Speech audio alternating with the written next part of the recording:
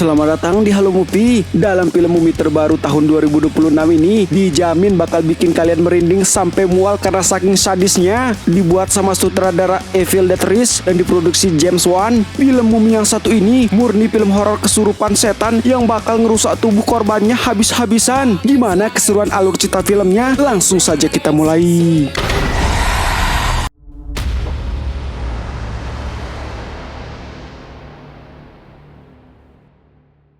Cerita diawali dengan memperlihatkan ayah dan anaknya sedang asyik karaokean di dalam mobil. Akan tetapi keseruan itu tiba-tiba dihentikan oleh ibunya yang mirip dengan idola para lelaki tangguh bernama Mia. Sesampainya di rumah, anaknya bernama Layla teriak karena mendapati burung kesayangannya sudah mati dalam kondisi mengenaskan. Ternyata itu merupakan sebuah pertanda. Setelah itu, Mia dan suaminya Georgie kemudian masuk ke salah satu ruangan rahasia di dalam rumahnya. Ternyata di dalam ruangan itu mereka menyembunyikan sebuah mumi di dalam peti berusia 3000 tahun. Dan setelah memeriksa keadaan mumi yang ada di dalamnya, tiba-tiba mati lampu dan seketika itu terjadilah sesuatu yang mengerikan.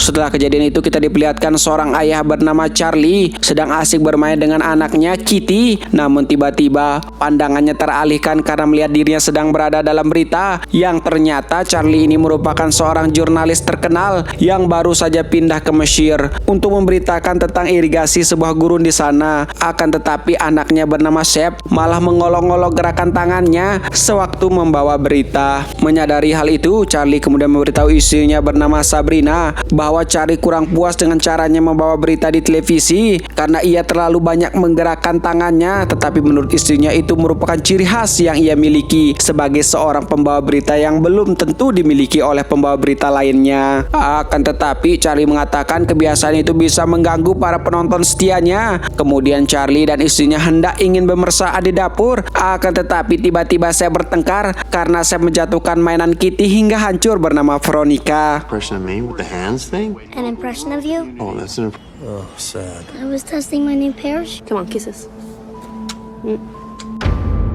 Setelah itu Charlie kemudian memperbaiki boneka Cat meski tidak sempurna. Akan tetapi Shep tiba-tiba nyeletuk bahwa mereka seharusnya tinggal di New York, bukan di rumah neneknya lagi. Akan tetapi Cat menjawabnya, dimanapun mereka akan pindah, Cat harap kakaknya Shep akan tetap tinggal di sana sendirian. Mendengar perkataan itu, Charlie kemudian mencoba menegurnya, yang membuat Cat sangat marah karena ayahnya lebih membela Shep. Setelah itu Charlie kemudian menerima telepon dari temannya bernama Bob, menawarinya sebuah pekerjaan di New York sebagai seorang pembawa berita. Hal itu kemudian disampaikan kepada istrinya Sabrina. Akan tetapi secara tidak sengaja Charlie melihat tumpukan bungkusan permen di dalam lemari. Padahal ia dan Sabrina tidak pernah sama sekali memberi Katie sebuah permen. Akhirnya Charlie kemudian bertanya kepada Shep dari mana adiknya mendapatkan permen tersebut. Shep kemudian menjawab bahwa ada seorang wanita yang sering memberi Katie di halaman belakang. Mendengar hal itu, Charlie kemudian buru-buru mencari Katie ke sana. Hey, that's not cool. No! Where did Katie get these? Tell me what?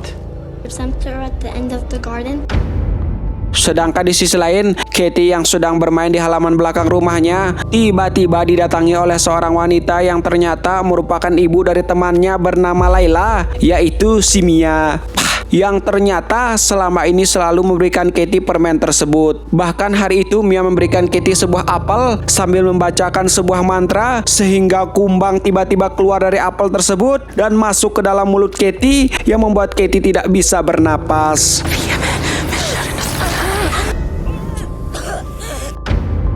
Sesampainya di halaman belakang, Charlie yang mencari keberadaan Katie tidak menemukannya di sana. Ternyata anaknya sudah menghilang. Charlie kemudian langsung mencari keberadaan anaknya dan bertanya kepada tetangga sekitar. Sampai suatu ketika, ia melihat seorang wanita tengah menggendong anaknya. Melihat hal itu, Charlie kemudian buru-buru mengejar wanita itu. Akan tetapi secara tiba-tiba, badai pasir datang yang membuat Charlie kehilangan jejak wanita yang membawa anaknya tersebut.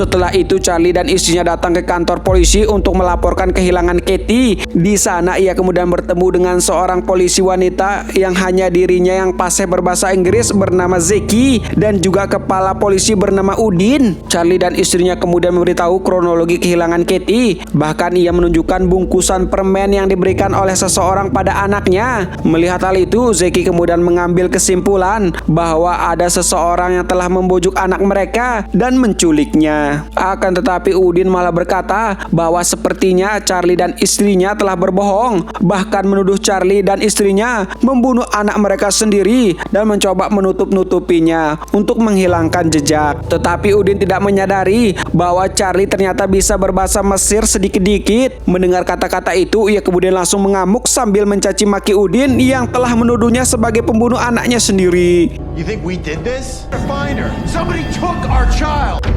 8 tahun berlalu, kini Charlie dan istrinya Sabrina tinggal di rumah ibu mereka di New York. Dan kini Charlie dan Sabrina sudah mempunyai anak perempuan bernama Maulida. Kemudian beralih ke Mesir, seorang pemuda tidak sengaja melihat pesawat jatuh. Ia kemudian datang ke sana dan melihat orang-orang di dalam pesawat tersebut mati dalam kondisi mengenaskan. Pemuda itu juga melihat sebuah peti di lokasi jatuhnya pesawat tersebut dalam kondisi yang sangat utuh. Setelah itu kita diperlihatkan seorang profesor dan asistennya tengah meneliti sebuah peti yang ternyata berasal dari pesawat yang jatuh sebelumnya. Akan tetapi profesor itu terheran-heran kenapa peti tersebut tidak hancur sedikit pun. Bahkan setelah dibuka, mumi yang ada di dalam peti tersebut dalam keadaan sangat utuh.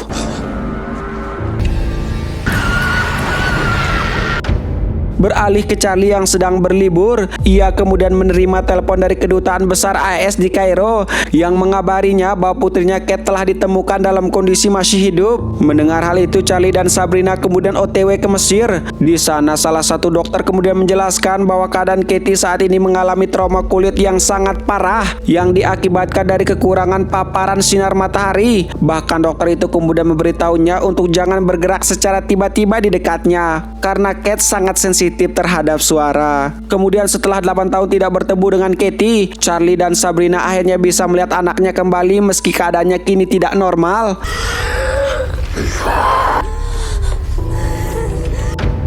Setelah itu Charlie dan istrinya kemudian kembali bertemu dengan Zeki, polwan di awal cerita. Di sana Zeki menjelaskan bahwa anaknya ditemukan di sebuah puing pesawat di dalam peti bernama Sorpagus yang berusia sekitar 3.000 tahun. Setelah itu dokter menyarankan agar Katie dirawat di rumah saja agar ia cepat sembuh. Mendengar hal itu, Charlie dan Sabrina kemudian membawa Katie untuk pulang dan dirawat di rumah saja. Akan tetapi saat Maulida berbicara dengannya serta neneknya yang mencoba membacakan doa ruqyah, tiba-tiba neneknya diserang oleh Kate yang tiba-tiba bertingkah aneh. Beruntung ibunya berhasil menyuntikkan obat penenang. No me dejes sola porque me perdería.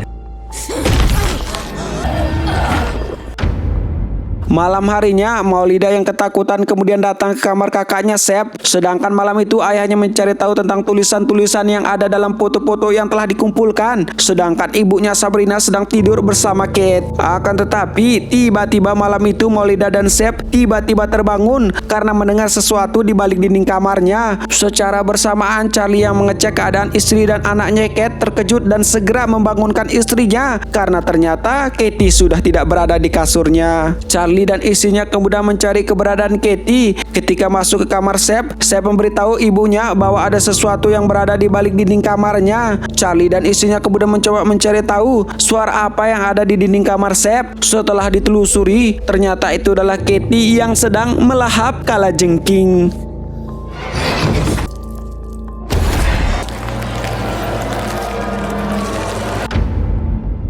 Setelah itu, Sep dan Maulida kemudian melihat ibu dan ayahnya mencoba menghentikan yang dilakukan oleh Katie. Keesokan harinya, Charlie kemudian mengantarkan anaknya pergi ke sekolah. Akan tetapi di depan gerbang rumahnya beberapa serigala menghadangnya. Beruntung ia berhasil melewati serigala itu. Sesampainya di depan sekolah, Charlie kemudian berkata kepada kedua anaknya untuk menganggap semua kejadian yang menimpa mereka sebelumnya dilupakan saja dan jangan dianggap serius. Seb kemudian bertanya kepada ayahnya tentang apa sih yang sebenarnya terjadi kepada Katie. Akan tetapi ayahnya sama sekali tidak tahu apa yang terjadi. Setelah itu Sabrina kemudian mencoba untuk memotong kuku kaki Katie yang sangat panjang. Akan tetapi tiba-tiba dari mulutnya Katie potongan kuku kaki itu muncul. Tidak hanya itu, saat dia mencoba untuk memotong kuku kaki jempol Katie, secara tidak sengaja yang tercabut kuku kaki beserta kulit-kulitnya.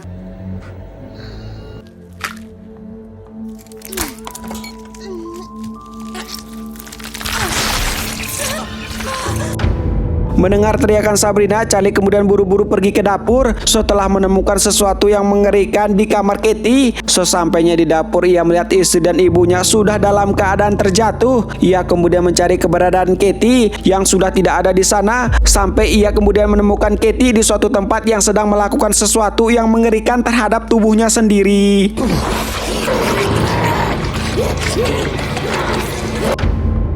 Karena melihat berbagai kejadian yang aneh dan mengerikan sebelumnya, Charlie kemudian berpikir untuk menaruh Katie di suatu tempat saja. Akan tetapi Sabrina menolak keputusan tersebut. Bahkan ia berkata bahwa ia sanggup mengurus Katie sendirian. Karena perbedaan pendapat itu, mereka kemudian bertengkar. Sabrina kemudian menyalahkan Charlie gara-gara ia membawa mereka ke sana sehingga kejadian mengerikan ini menimpa Katie. Mendengar hal itu, Charlie mengatakan kepada Sabrina bahwa ia tidak perlu mengatakan hal tersebut karena dari dulu ia sudah tahu bahwa semua ini terjadi karena dirinya. Akan tetapi Charlie juga membalas mengatakan bahwa hal itu juga terjadi karena Sabrina juga tidak memiliki waktu untuk anak mereka. Kesal mendengar perkataan itu, Sabrina kemudian memaksa Katie untuk berbicara sepatah dua patah kata. Akan tetapi ia malah dapat Say something!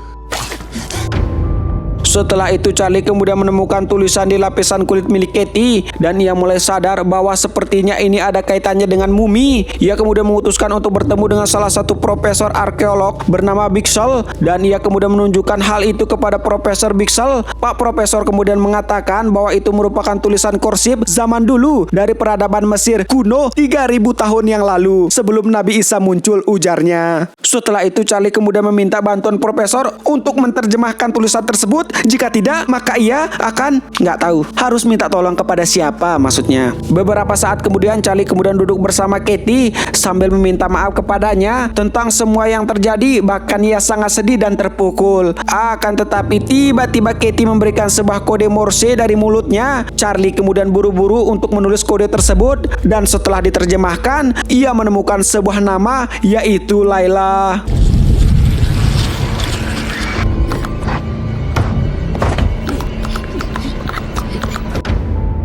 Mengetahui hal tersebut, Charlie kemudian segera menghubungi Zeki dan memberitahunya untuk mencari seorang wanita bernama Layla. Tetapi Zeki berkata tidak mungkin mencari nama Layla karena banyak orang di sana bernama yang sama. Zeki kemudian menyuruh Charlie mengingat-ingat siapa tahu Layla memiliki nama panjang. Setelah itu Charlie kemudian membuka beberapa barang milik anaknya Katie. Sedangkan di sisi lain, Maulida keluar sendirian dari kamarnya karena kebelet pipis. Akan tetapi setelah keluar kamar mandi, Maulida mendengar suara Katie bernyanyi. Bahkan Maulida sempat berbicara dengannya. Akan tetapi tiba-tiba Katie menyentuh kakinya dan seketika itu tubuhnya terbang sambil menempel di pintu kamar Katie. Bersamaan dengan Charlie yang menemukan sebuah surat dari teman masa kecil anaknya, yaitu dari seorang gadis bernama Layla Khalil.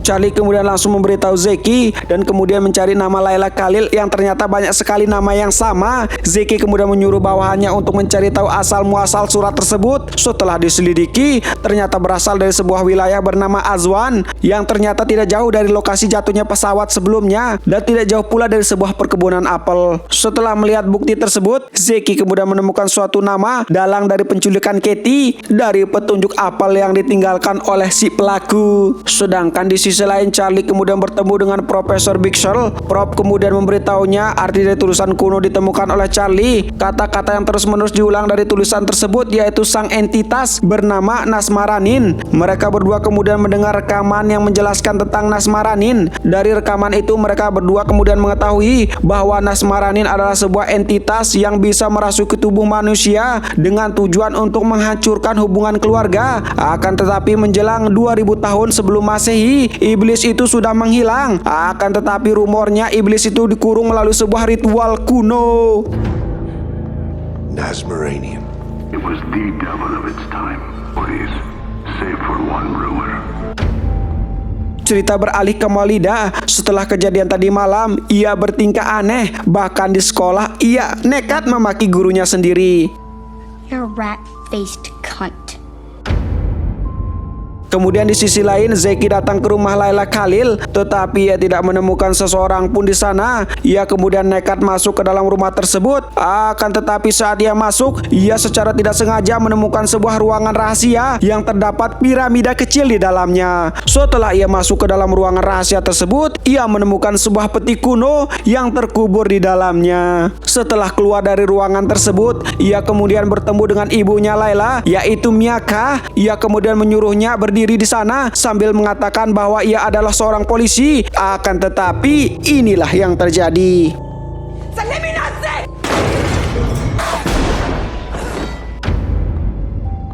Kejadian itu kemudian dilihat oleh anaknya, yaitu Layla Khalil. Zaki kemudian berusaha mengejarnya. Sampai suatu ketika Layla menggali sebuah barang yang ia kubur. Ternyata setelah dibuka itu merupakan sebuah rekaman video yang bisa saja sebagai petunjuk tentang apa yang terjadi kepada Katie. Kemudian beralih ke Charlie. Ia sedang dalam perjalanan pulang. Setelah mengetahui bahwa Maulida baru saja berkata kasar terhadap gurunya, Charlie kemudian meminta Sep untuk merahasiakan kejadian tersebut dari ibu mereka karena ia takut menambah pikiran istrinya. Sedangkan di sisi lain, ibunya sedang bersama dengan Katie sambil mengobatinya dengan doa-doa. Akan tetapi Katie menyerangnya. Bahkan ia melempar neneknya keluar dari jendela hanya dengan tiupannya saja, membuat neneknya kemudian terjatuh tepat di hadapan Charlie dan kedua cucunya.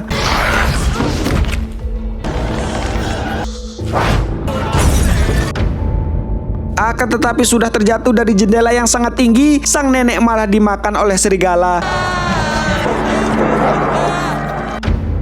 Setelah melihat rekaman video itu, Zeki kemudian bertanya kepada Layla Khalil tentang hal yang mengerikan yang terekam di dalam video tersebut. Akan tetapi Zeki terkejut setelah Layla menunjukkan lidahnya yang ternyata sudah terpotong. Ternyata itu dilakukan oleh ibunya Mia agar Layla tutup mulut dan tidak memberitahu orang lain tentang apa yang pernah ia lihat. Kemudian Layla menuliskan sebuah mantra yang bisa digunakan untuk memindah entitas tak kasat mata ke tubuh orang lain. Ia kemudian langsung memberitahu Charlie. Akan tetapi Charlie tidak mengangkat teleponnya.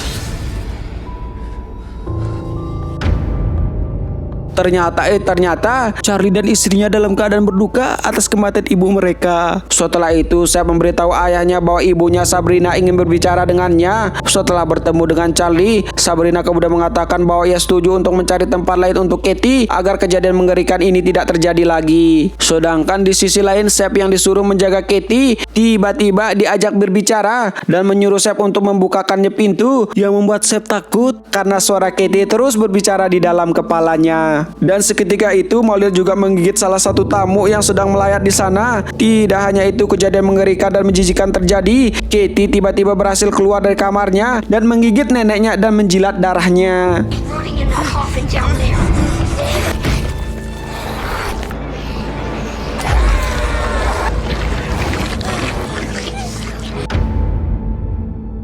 Setelah kejadian yang menjijikan dan mengerikan itu, Katie diikat di atas kursi roda sambil menggerak-gerakkan kepalanya. Ternyata ia sedang merasuki set untuk membenturkan kepalanya sendiri. Beberapa saat kemudian bel rumahnya berbunyi. Ternyata Zeki datang untuk memberitahu Charlie dan Sabrina tentang rekaman video yang menimpa Katie dan memberitahunya bahwa wanita yang ada di rekaman tersebut yang telah menculik Katie 8 tahun yang lalu, yang ternyata telah melakukan ritual mengerikan sehingga Katie selalu bertingkah aneh karena ia sudah dirasuki oleh sebuah entitas jahat yang disebut sebagai Nasmaranian, yang membuat Charlie terkejut karena hal itu sama dengan dikatakan oleh profesor yang ditemui sebelumnya. Di rekaman video itu, Charlie dan Sabrina kemudian sangat sedih melihat anaknya dijadikan sebagai ritual mumi, bahkan mereka berdua tidak sanggup melihatnya.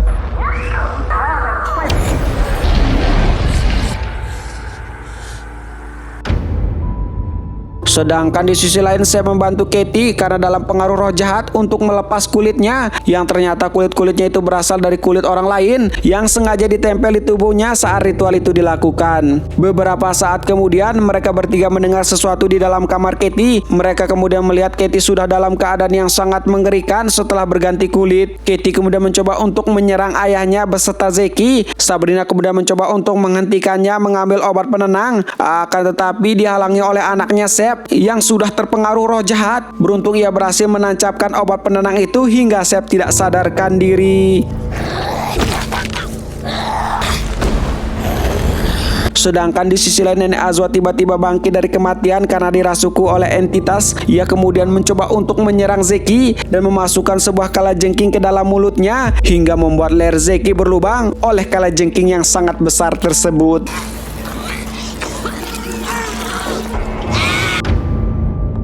Setelah itu Charlie dan Zeki kemudian mencoba untuk memancing Katie untuk masuk ke salah satu ruangan di rumah itu. Di saat itulah Zeki membacakan mantra-mantra yang telah diajarkan oleh Layla untuk mengusir iblis itu dari tubuh Katie, serta memindahkan iblis yang merasuki tubuh Katie agar pindah masuk ke tubuh ayahnya Charlie.